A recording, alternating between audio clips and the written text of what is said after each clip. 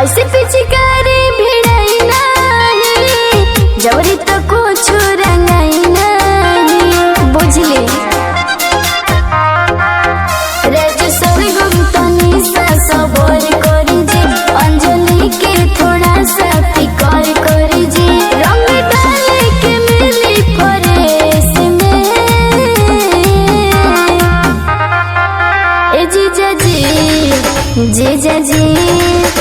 जीजा जी डाली जंडो रेस में।